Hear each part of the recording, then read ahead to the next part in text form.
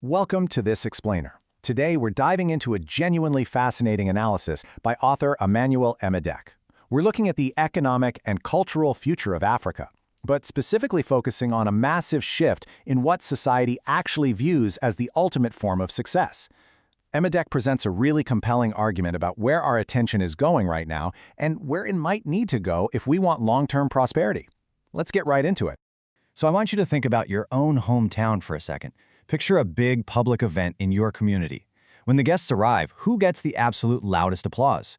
Emedek observes that across the continent, the most deafening cheers and the utmost reverence are increasingly reserved for politicians. Young people see the massive attention, the impressive convoys, all that influence. And naturally, they start to believe that entering politics is the absolute highest form of success. It looks like the fastest path to prosperity. Section 1. The Shifting African Aspiration.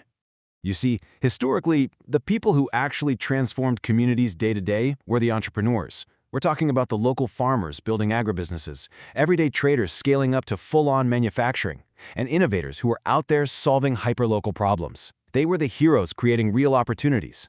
But today's reality looks vastly different. That cultural admiration has shifted heavily away from the business builders and squarely onto politicians. It's a massive shift in aspiration, and Emedek argues it's something that deserves a lot more of our attention. Section 2. The Engine of Wealth. So why does this shift actually matter? Well, a healthy economy is entirely built on value creation. This is that rigorous, everyday process where entrepreneurs step up, take personal risks, invest their own capital, and actually create products and services. And crucially, they employ people and pay taxes.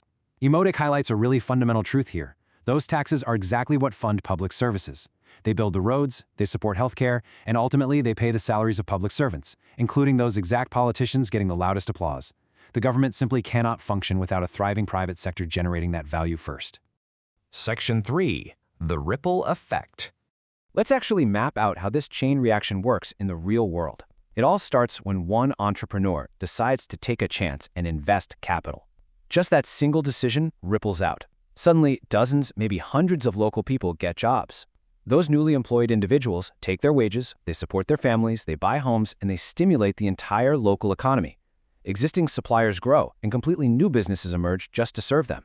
And finally, the taxes generated from all of this activity circle back to fund public services. The whole community prospers, just because someone decided to build a business instead of waiting around for an opportunity. Section 4. The Numbers Game. Now, when you actually run the numbers on this, you hit a pretty harsh mathematical reality. Only a tiny fraction of young people will ever hold political office. There are mathematically only so many parliamentary seats, ministerial positions, or governorships available. If our society celebrates political success far more than entrepreneurial success, we risk pushing entire generations to fiercely compete for a highly limited fixed number of jobs. But on the flip side, entrepreneurship has room for millions. I mean, literally millions. Every single village, town, and city needs businesses. Every unaddressed problem in your community, that is an unlimited economic opportunity just waiting for a business builder to step up and solve it. And the best part is, you don't have to wait for an election cycle to get started. Section 5. A Symbiotic Future. Now, to be totally clear, great politicians and great entrepreneurs actually need each other. It's a completely symbiotic relationship. Politicians play an absolutely vital role by creating the enabling environment. They write the laws, they maintain security, and they invest in public infrastructure. Good governance is what ensures citizens and businesses can thrive in the first place.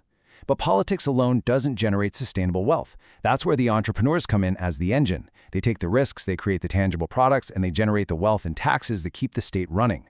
Great politicians create the environment, great entrepreneurs create the economy. There's this fantastic quote from Emedek's analysis that sums this up perfectly. Africa doesn't need fewer politicians. It needs more wealth creators. The concern he's raising isn't that governance is bad or that we should somehow eliminate it.